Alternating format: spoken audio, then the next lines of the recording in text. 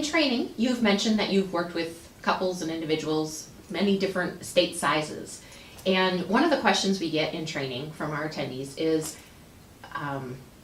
how is the initial conversation or the enrolling conversation different with different estate sizes? Well, it actually isn't. I didn't believe that, but it turns out it isn't. So when I first started, I was working with taxable estates, which at that time was 600,000, which tells you how old I am. But how old are you? We don't need to go there. Okay. But so, and I did the traditional, I'm the estate planning attorney, right? So I did the traditional, this is who I am, this is what I do, this is what I need to know, and I'd ask questions about philanthropy and legacy and things like that. But it was way more about me than them. Okay. And I did get enough information that in the trust documents, technically they were great, and even beyond that with some of the legacy stuff, it was good. Mm-hmm. But what I found later, I thought they were wonderful at the time, but what I found later was we knew some of the what, that they really wanted, but not to the depth of having the heart, that went with it. So there was that, and which didn't really make all that much difference at that point in time. Mm-hmm. As I started working with larger estates, those folks are targets, and they know it, mm-hmm. and so their defenses are way up, and they often feel like they're a commodity. I mean, people are there to sell them something and then disappear and all that stuff. Mm-hmm. So I found with them that the best thing I could do was to get away from me and get them talking about them as quickly as I could. Okay. So we started with that. What's now known as the alignment conversation came from all of this, and really started focusing on what do you want. But you can't really just ask that question because the first thing they say is, what do you do? I mean, a lot of times that's how it starts. And so I learned to deflect that by saying, well, yeah, I can do a lot of things, but the real question is, what do I do for you? And I don't know how to answer the what I do for you until I know more about what it is that you want. So do you mind if I ask some questions until we can clarify what it is that you're really looking for, and then I can explain what I do for you. Okay. And that worked really well. Well, then as I started working with all sizes of estates, I realized that model works just as well, if not better, with the small estates as it does with the large estates. So it's, focusing in on where they really want to be and then building from there works great. Okay. So starting from a different place. Mm-hmm. Yeah, and that's, it goes back to Doug Carter in his book, Clients Forever, where he talks about transformation doesn't come from doing things bigger, better, faster, or more of it. It comes from starting from a different place. And that's really, it is different for the clients when the professionals don't start with them. So how do you start the conversation? Well, for me, that's part of it. It's just, I can do a better job if I know what it is that you're looking for. Sure. But, really framing is a real important thing here, because that isn't a question that they're used to hearing. Especially when I'm doing estate planning or now heritage work, the big question that I'm asking in various different ways is, what do you want for you and your family 100 years from now? Mm. And that's not the norm, okay? Mm. So the way I frame the conversation is essentially, the purpose of our meeting today, the purpose of us talking, is I'm going to ask you a bunch of questions, open-ended questions, so that I can learn more about you, help you identify and articulate what your desired outcomes really are. And then from there, for each of us to determine whether working together will be best to get you there. Mm-hmm. So that's kind of the frame I have. Okay. And, for me, it's easier than it is for a lot of people because, now most of my clients are 9 and 10 digit estates, and you don't cold call them, so right. Yep. I've been introduced or whatever, and when I'm sitting there, they know who I am and all that kind of stuff. And so my initial question now a lot of times is, so what do you think I do? Which is kind of a weird question, but I'll just say, so-and-so introduced you to me, they must have said something about me, what did you think I do? And I get this kind of, usually, showstopper, hello. What? And so, well, he said da-da-da-da-da.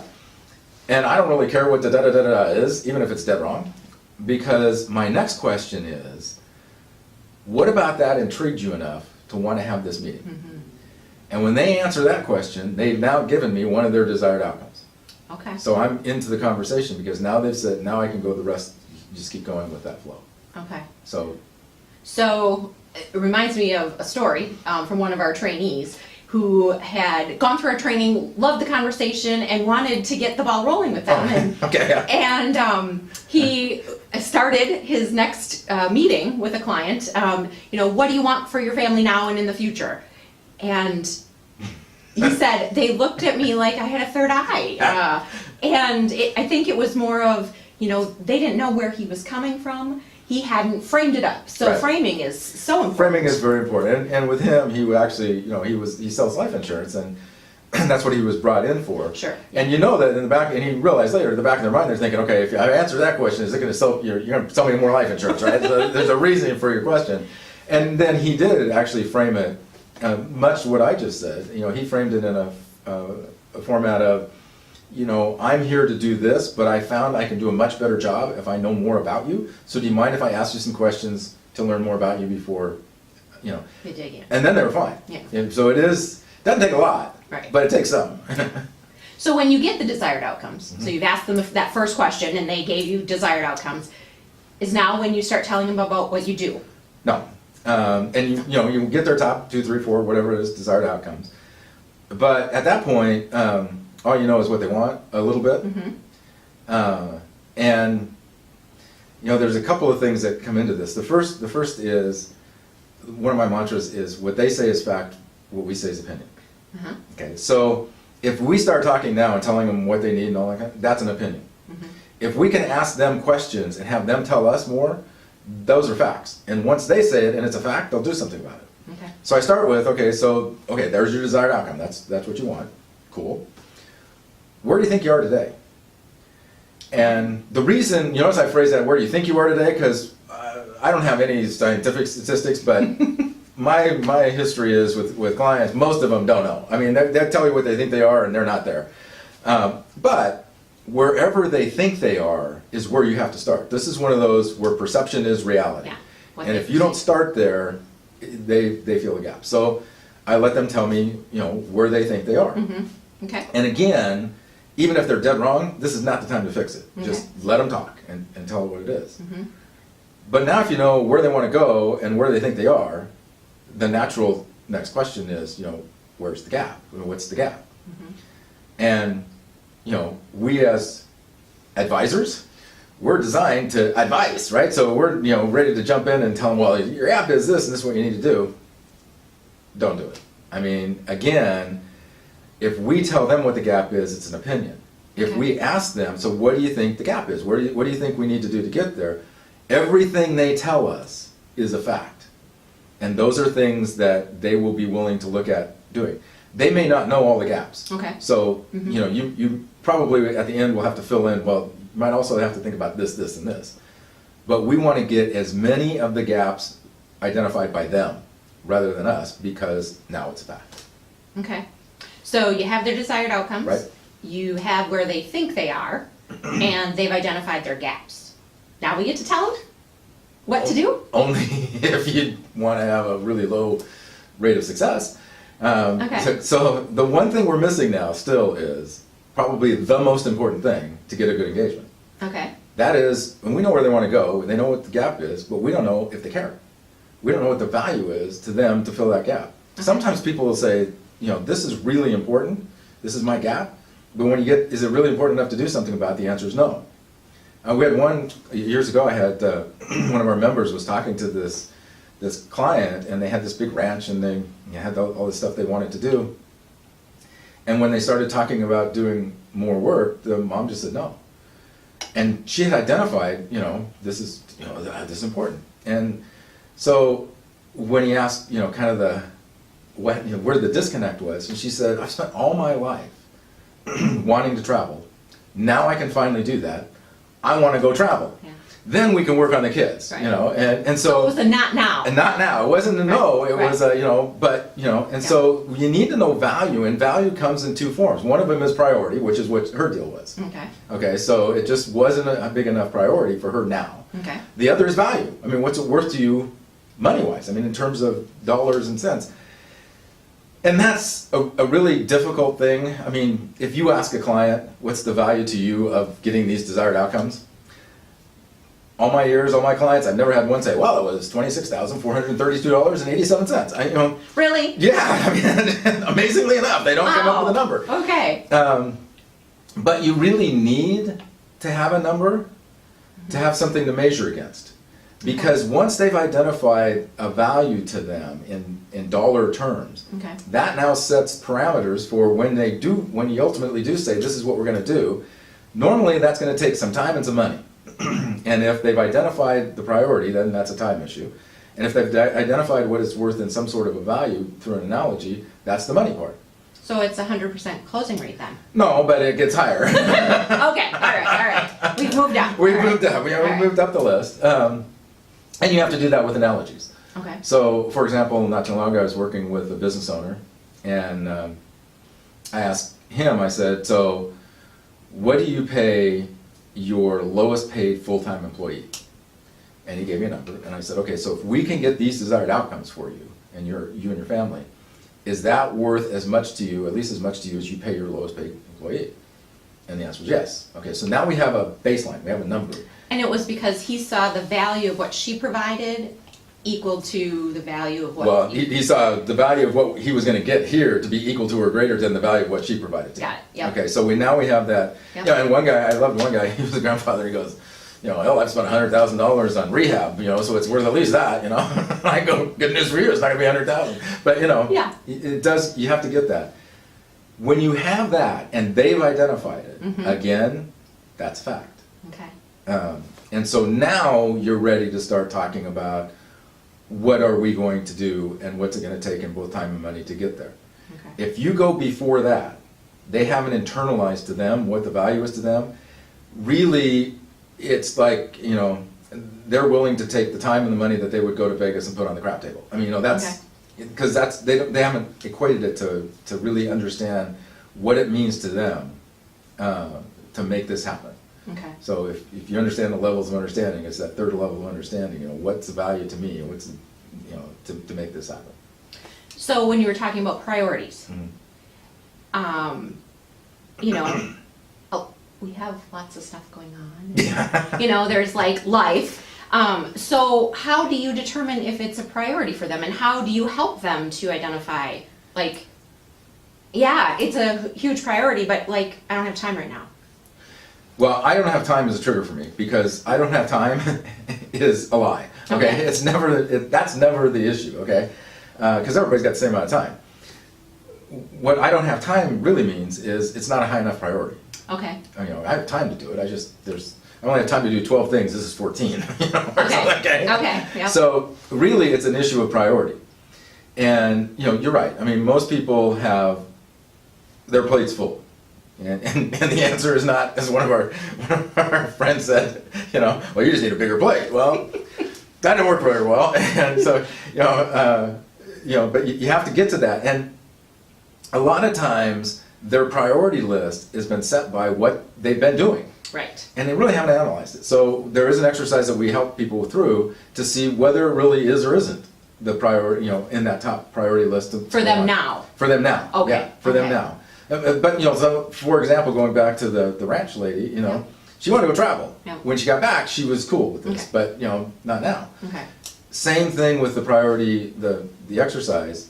It's really designed to, what's your biggest priority now? So if the answer may be, yeah, we want to do this, but it's going to be later. Yep. Or after they start doing it, it's going, no, this is a higher priority than something that's been on the list for a long time. Okay.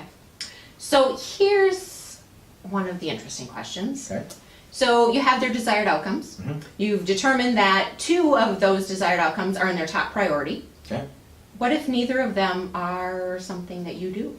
Then you help them go find something for that. Then, you help them get that. Oh, Which seems kind of counterintuitive because you're there to get work, and now you're just going to take more time. But you do that for a couple of reasons. Number one, it's an investment in you. It's an investment in how you're perceived.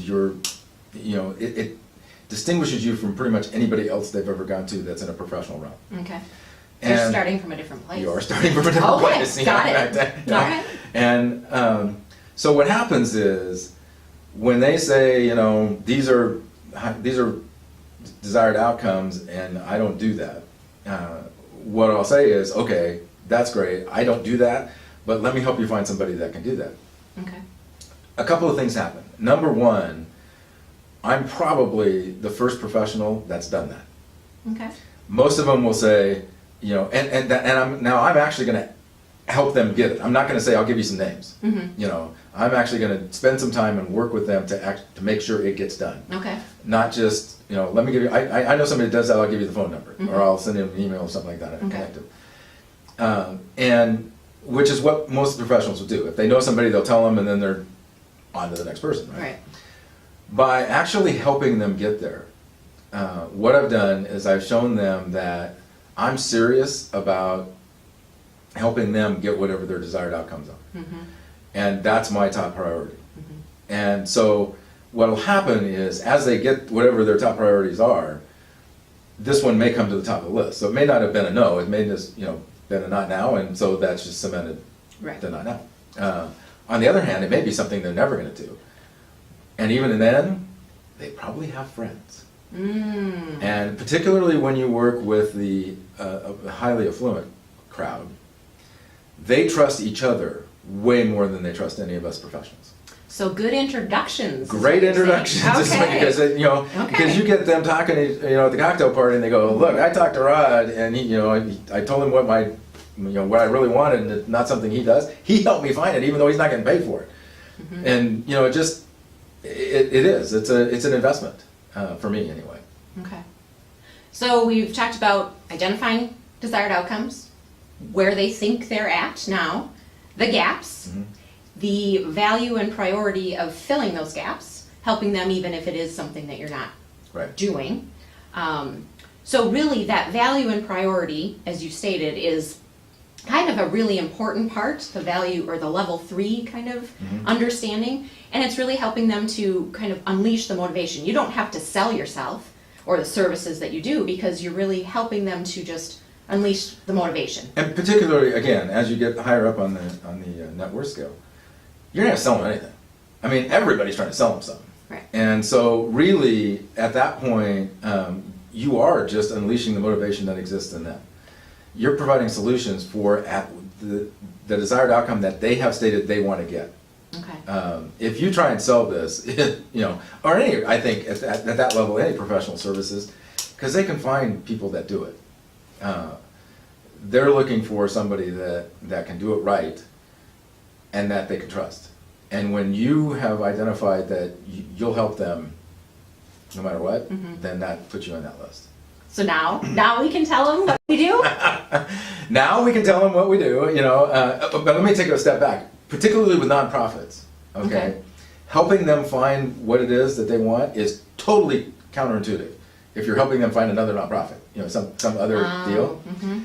But it is a huge benefit, long-term. Okay. So, you know, I did want to make sure, because it's not just the for-profit professionals that we work with, it's nonprofits too, and that's a huge thing for them.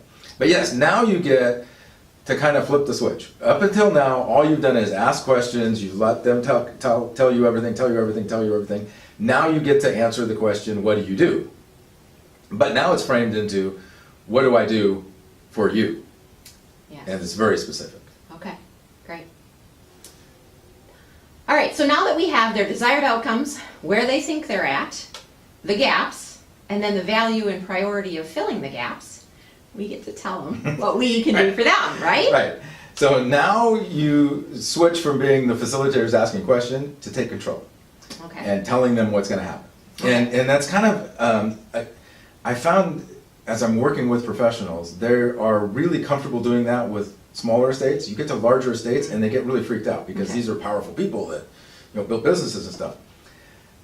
And my experience has been they are craving for someone that will step up and lead them in this situation because they know this is something they can't do. Okay. Okay, so they're looking for experts and they're looking for somebody that has the confidence to say, okay, if that's what you want, this is what we're gonna do. Okay. And you do take control. Okay.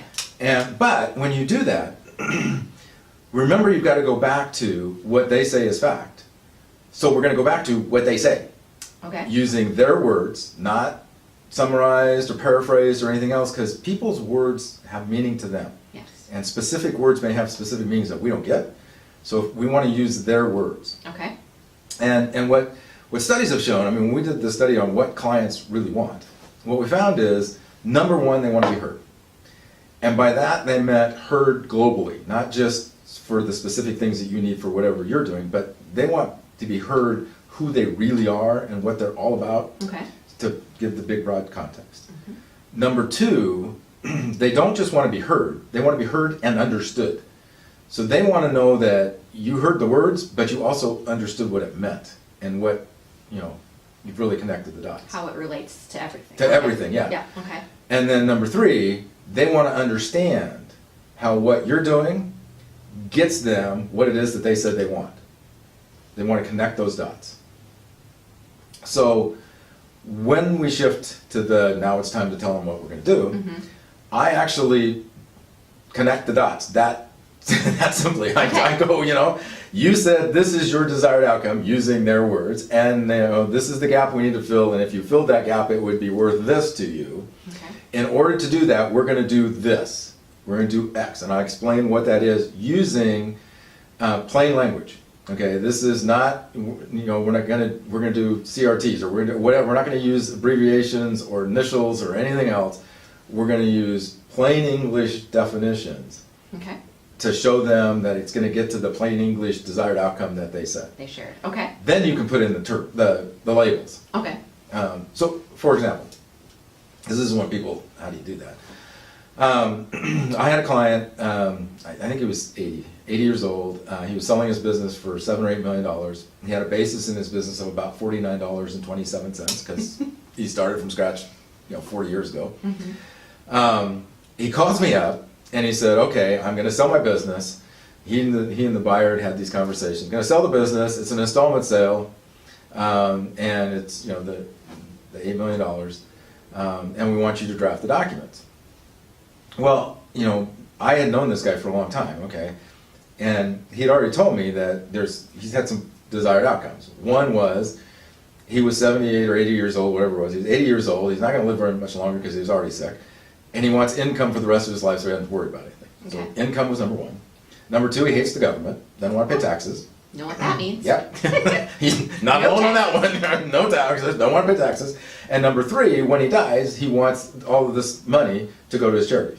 Okay. This thing is screaming charitable remainder trust. He had a highly appreciated property, wants it to go to charity. He's, everything was screaming about that. He didn't know what a charitable remainder trust was because his other advisors had never explained it to him, so he didn't even know what it was. So when I got to that point, I didn't say, oh, well, we need a charitable remainder trust. What I said was, okay, you're telling me that, you want to sell it, you want to have income for the rest of your life, you don't want to pay any taxes, and you want the money to go to the charity when you die. To do that, we're going to create a trust. And this trust is going to go to charity when you die, so we're going to put your business in the trust, we're then going to sell it. But because the money is going to go to charity when you die, that's considered a charitable sale, so you're not going to have to pay any income tax on it now, the capital gains tax on it now. So you get to invest all of that money, and you're going to get income off that money. We'll set a rate for that, but income off that money for the rest of your life, and then when you die, it all goes to charity. That's called a charitable remainder trust. And that's, if I were to start with charitable remainder trust, it would have gone, whoop.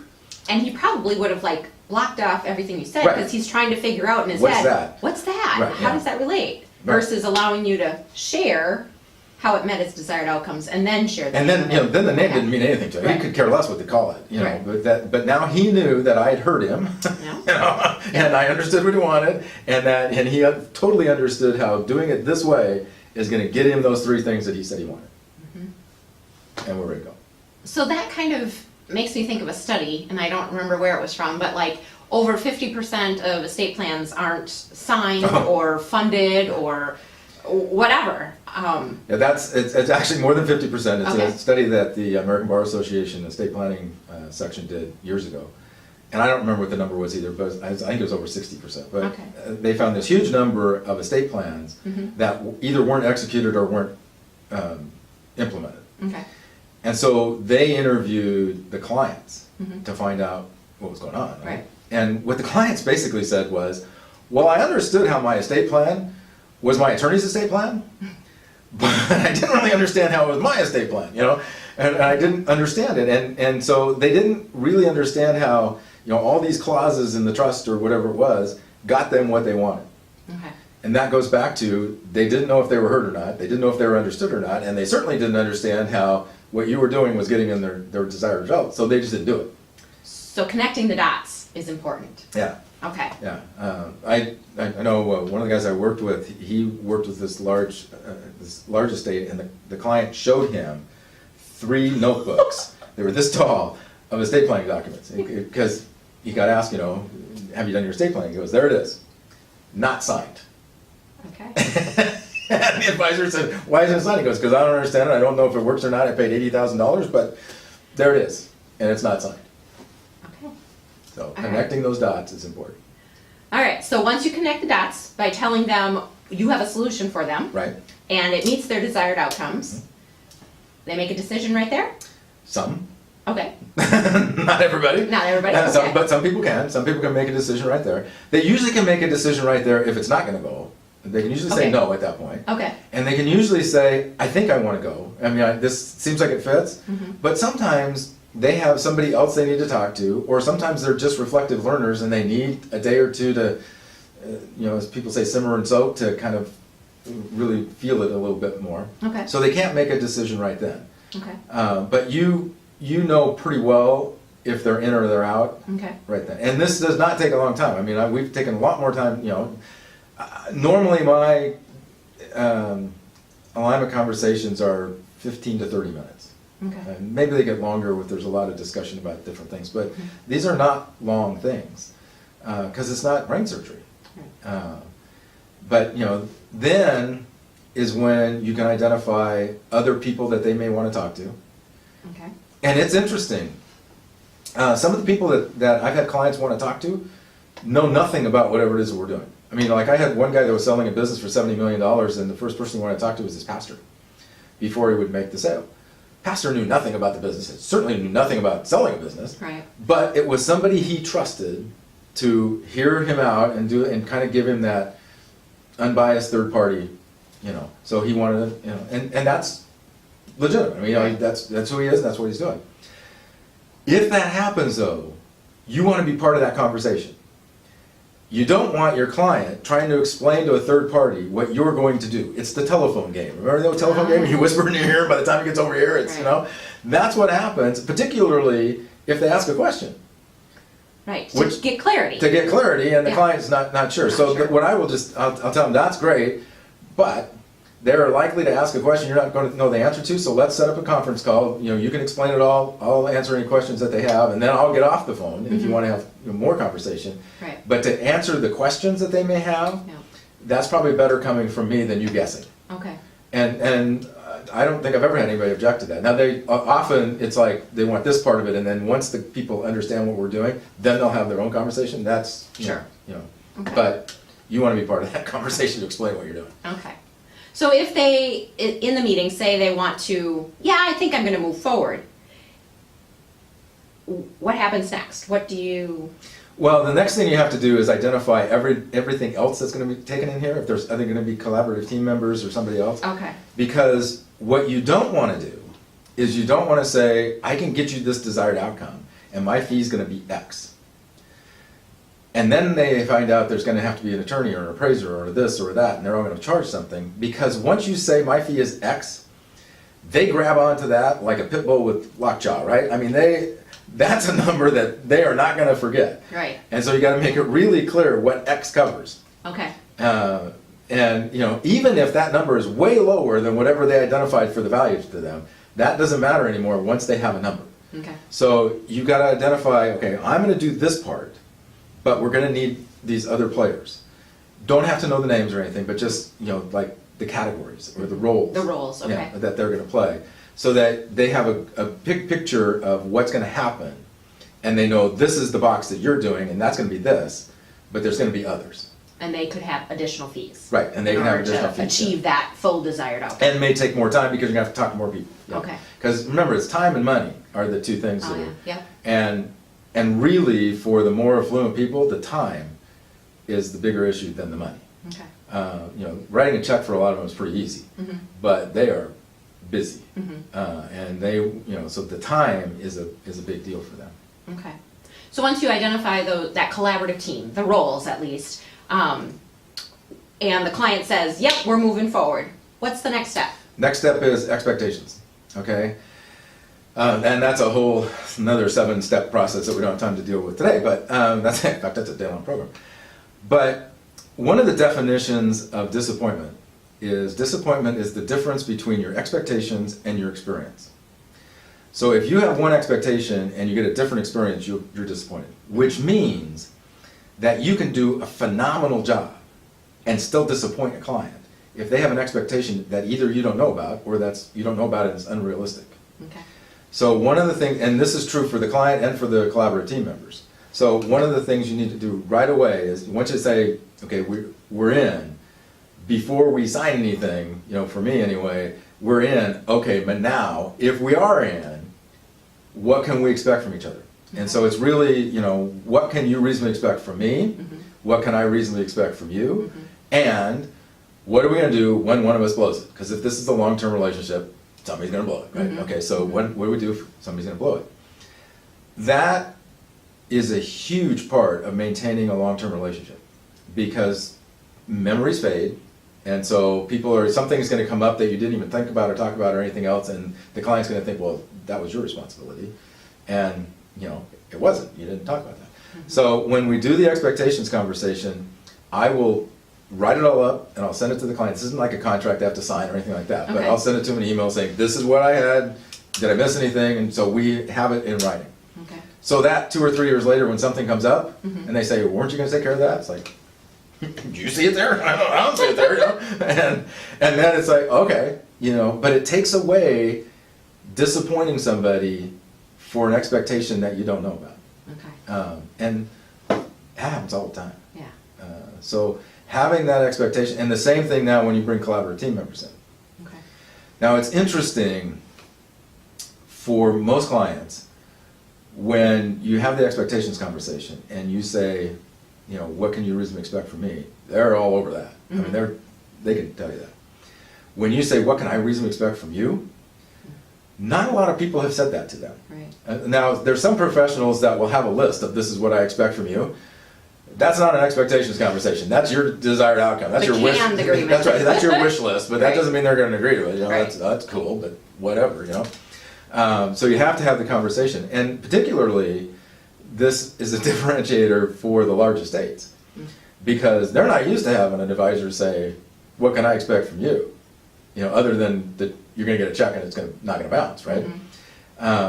But for me, this alignment conversation. Remember, I started with for each of us to determine whether we're working together. It goes both ways. I mean, I'm deciding whether I'm going to work with them as well as them deciding whether they're going to work with me. Okay.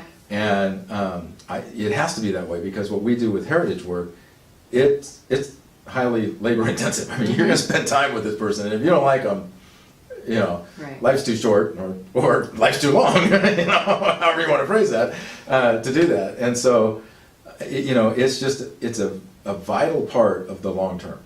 Okay. So So a key element to creating and ensuring successful engagements is expectations. And and that then keeps going because what we do is we work with multi-generational engagements. So those are long. Okay, now just because I have a great expectations conversation with mom and dad doesn't mean the kids feel bound by that. So as as the engagement has more people in it, and even if you have an expectations conversation with mom or dad, and then the other spouse comes in, you got to have that again with the couple.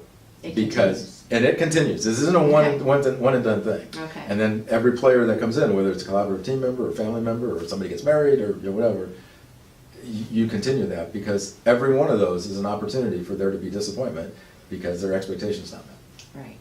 Okay.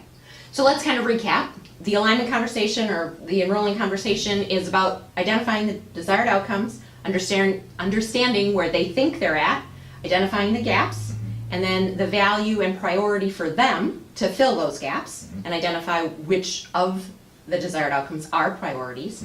Then making a decision. So we're able to share with them the solutions that will offer and help them get to their desired outcomes. Right. They get to decide, does it make sense? Is it right for me? Then figuring out the collaborative team, what roles are going to be needed, and then having that expectations conversation with the client, couple, and the collaborative team members. Right. All right. So that is kind of a great structure, and kind of in theory at the moment. Let's do a demonstration to help those that need to see it happen. Okay. Are you up for that? Should we start with what's our expectations for doing this, right? Oops, Too late. I forget to mention that. Too late. Sure. I mean, I think that's, and as you do this, think about the alignment conversation. I want to make sure that we don't overstep what it is and what it isn't. This thing is a conversation that I use, whether the conversation is about what are we going to do in the next 30-minute conversation, Okay. or with heritage work, what do you want for 4 generations from now? I mean, and so it can be a big picture item and a big question at the beginning, or a little one.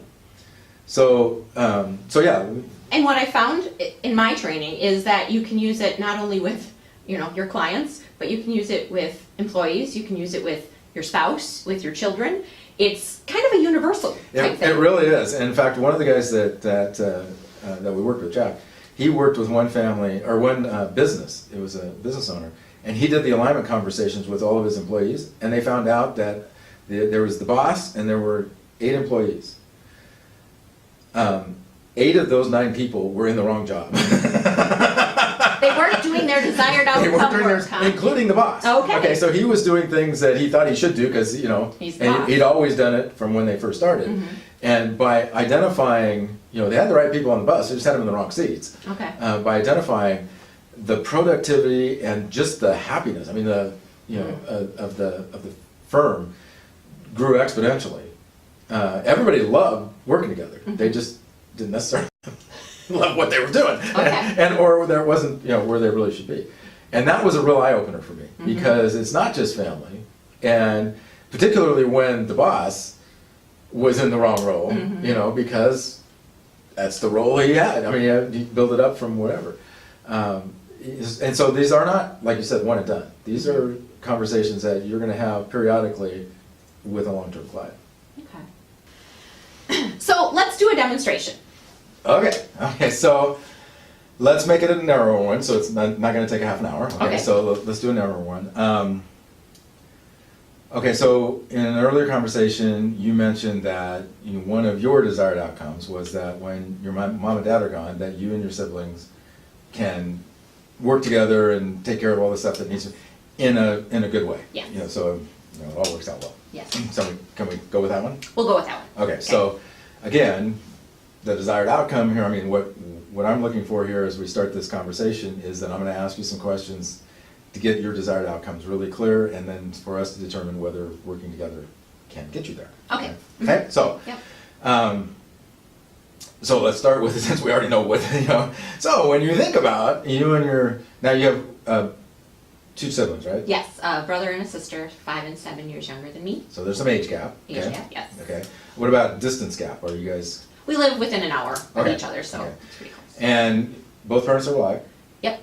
And as I recall, there's like a business and there's some, Land, yeah. okay, so there's some things that are gonna have to be decided. Yes, when together. together with the kids when mom and dad are gone. Yeah. Okay, so let's focus on that now. Yes. Your desired outcome is what, when you think about that prospect? So when mom and dad are gone, it would be great if we could have harmony, continue to have harmony while making these decisions, like what to do with the business. So have a process that we can work through to make decisions together about, it will be emotional, but then also like impactful kind of stuff. It's gonna be stuff. Yeah. Okay. And other than, family get-together and stuff like that, do you guys routinely make decisions together? No, not currently. Okay. So this is new territory. This would be very new. Okay. Yes. When you think about those decisions, well, rather than make an assumption, I'll ask the question. Mm-hmm. Are you 3 identical? We are not identical. We have different experiences, different ages, Okay. different spouses. Okay. So, the odds are there may be some disagreements along the way? Yes, Okay. could be, yes. Different perspectives. Different yes. perspectives, okay. And do you think the odds are, okay, when we're talking about disagreements, that's gonna happen when you have three people. So really, what we're talking about here is a mechanism for you guys to make decisions together, and if you do disagree, so that you can disagree agreeably. Yes. Disagree and still be friends. Yes. I mean, still, okay. Yep. All right, so let's set that as the target. Okay. Okay. Mhm. If that's the desired outcome, so where are you at today in terms of making decisions together, or where do you think?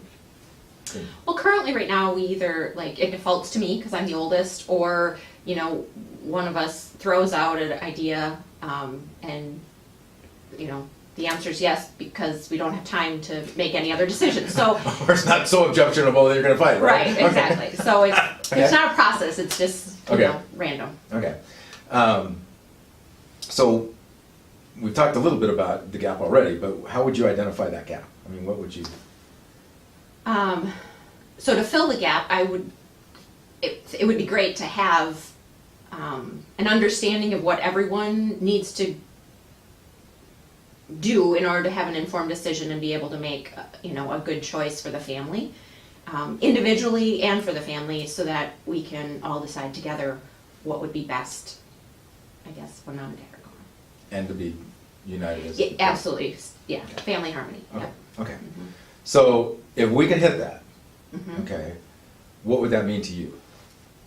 It would be great and ideal, because I would love to maintain my good relationships with my siblings and have, the cousins know each other and the family stay together. Especially when you're only an hour apart. Yes. That helps. Yes. Okay, so really now, anytime you do something like this, it's gonna take time and money. Yes. Okay, it's gonna take time from all of you, if all three of you are gonna be involved in this. Yeah. And it'll take money from at least one of you, it may take, so let's assume that you're gonna pay for this, Okay. okay? I'm the oldest. You're the oldest and you're the one talking to me, so, Right. you're the champion. Right.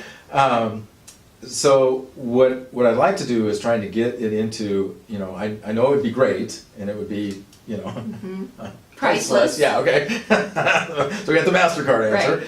Now the question is, how many dollars are in a priceless? Okay. So when you think about, if we don't do this, what do you think it would cost you? Both in terms of time and money, if you can kind of. Well, if we don't agree Right. and we have to go through, there's been family feuds and, so I imagine it could be, $5,000 to $10,000 of trying to go through the court and a lot of time trying to make amends after so that there is harmony. And there's emotional battles and going through the Right. courts and stuff, okay. Mhm. 5 or 10 is probably low, okay. So let's say 10. Okay. If you're gonna go to court, you're gonna hit 10 pretty quickly. Okay. But that's a number, if you're comfortable with 10, would you then be comfortable, maybe I should ask that as a question rather than assume it.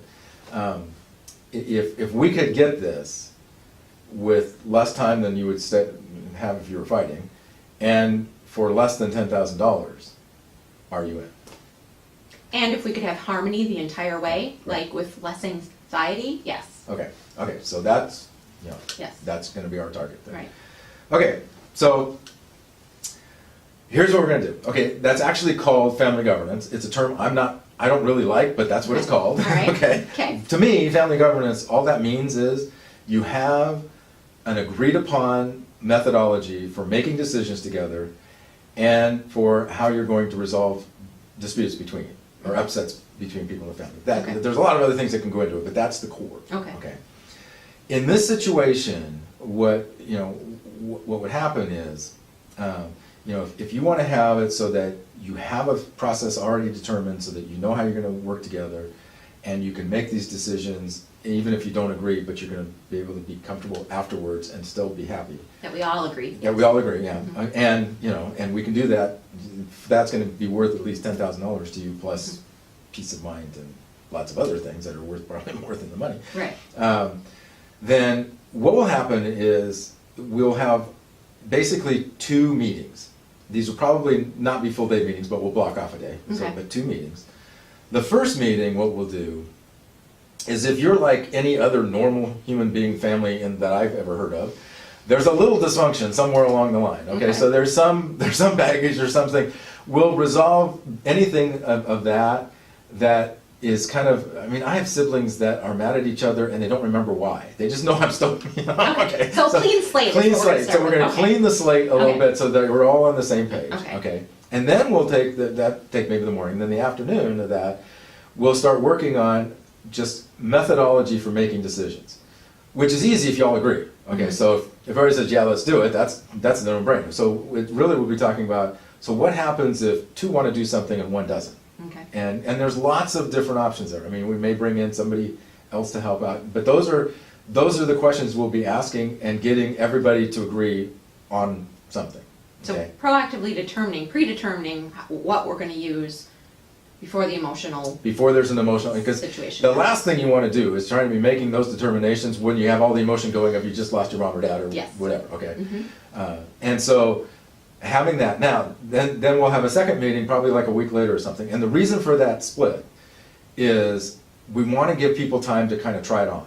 Okay. Especially the reflective learners, we want to give them time to think about it a little more, because what'll happen when we come back the second time, there'll be some questions, Mhm. generally speaking. And people, well, what about, and what if, you know, some of those things. Mhm. So, you know, that one we'll start with, though, now you have time to think about it, Mhm. what are the what ifs? Mhm. And we'll go through all Okay. of those. And then ultimately, we'll, by the end of the second day, we will have worked through the what ifs to everybody's satisfaction. So we'll come up with something, okay, I shouldn't say we will. We will likely come up with something that everybody can agree to going forward. Okay. There are situations where somebody's just not gonna agree no matter what. Okay. And if that's the situation, they're not gonna agree now, they weren't gonna agree then either. I mean, so it's good to know now rather than, Right. you know, than later. So there is that possibility, but, you know, the likelihood is, particularly if everybody wants to do this in the first place, that you're gonna come up with that. I missed one thing. Before we start that first meeting, there'll be a phone call with the 4 of us, the 3 of you and me, to get them on board. Okay. And really what that phone call is gonna be is just to explain, okay, this is what Lori said her desired outcome is. I haven't talked to you guys, but this is what her desired outcome is. What do you think? Is this something you're interested in? Would you like to have something in place before mom and dad die, you know? And, you know, I suspect that's not, getting buy-in is not gonna be a big deal. Most people don't go, oh no, I wanna have big fights. I mean, you know, the bigger the better, because the attorney's gonna make more money, you know, so. Right. I don't think that's an issue, but we wanna make sure this isn't you bringing it to them. Right. This is your desired outcome and me bringing to the 3 of you, this is would be my solution for that desired outcome. Does everybody agree with that? Do you include the in-laws or mom and dad? Not mom and dad, because they're gonna be gone, okay? That's the whole thing, is we're making decisions when they're gone, okay? And for a couple of reasons. One, they're gonna be gone, and so it's really you guys who have to agree on how you're gonna make decisions together, because they're not gonna be there. Yep. The other thing is, when you have mom and dad in the room, you know, it's like most family governance doesn't happen until the second generation. Okay. Because family governance in the first generation means mom or dad says this is what we're gonna do, and that's what you do, okay? There is no governance, right? It's a dictator. And, you know, I met your dad, so I suspect he'll have some opinions as to how this should happen. And we don't want anybody defaulting to that. We want the 3 of you having your ideas and agreeing on what your deal is. So, no to him, or her, both, your mom and dad. Siblings, probably not. Or spouses? Or spousing, I'm sorry. Spouses, probably not. Okay. Because, well, a couple of reasons. Because they may not be the same spouses by the time Mom and dad die. mom and dad die. I, you know, hate to be rude, but you know, the 50% rate and all that kind of stuff. So there is that. But really, you know, I'm guessing that in their estate planning documents, the successor people that are in there are not spouses. It's going to be the kids. Right, it is just. Okay. kids. So that's the people who have to make the decision. So those are the people that will be in the room. So it'd Okay. just be your brother and your sister and. Okay. Mhm. Okay. Yep. Does that make sense? It does, yep. Okay. What else?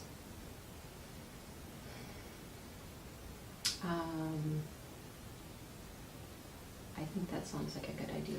Okay, now in this particular case, there's probably not gonna be other people that we'll need. We may need input from like the estate planning attorney or the people who have drafted it, so that they can answer any questions. Of how originally it's gone. Yeah, or Okay. how it's gone and what it looks like now, so you know what kind of decisions you're gonna be making.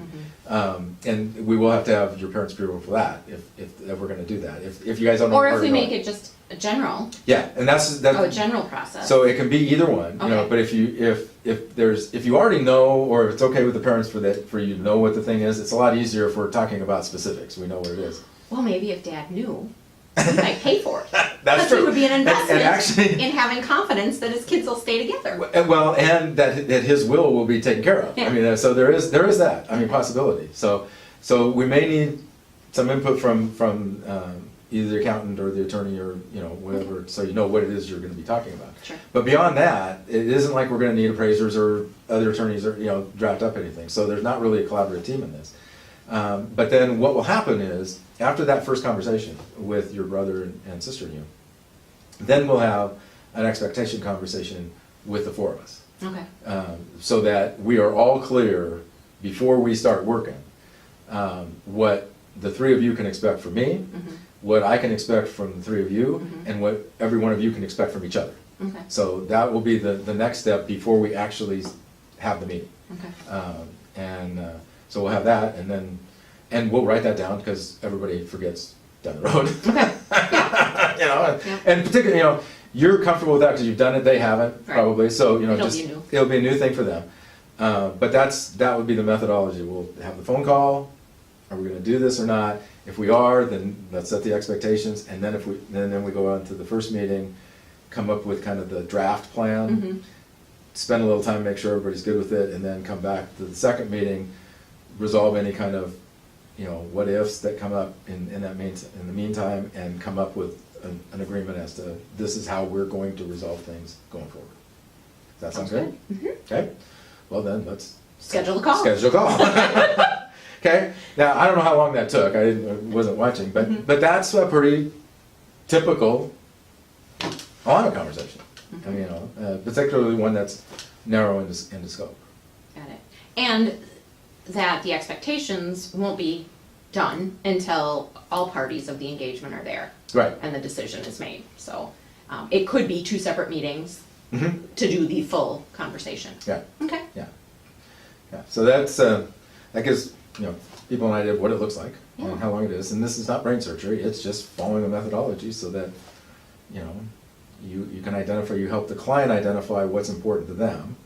They say it, and then you provide them the solution to get there. And increase your closing rate. That's right.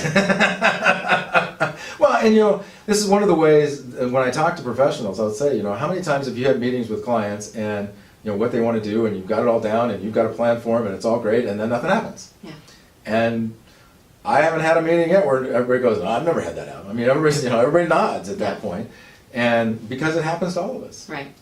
But when you have taken them through this, they've identified the value to them. They've identified what it is, they've identified the value to them to get there, and you've been able to show them, if we do this, this, and this, that's how we're gonna get there. And it's a priority. And it's a priority to them. It's a no-brainer. It's kind of a no-brainer, yeah. Okay. And that's what we talked about earlier. That's unleashing the motivation that already existed in them. We're not selling anything. Great. Okay? Well, thank you so much, Rod. Thank you. All right.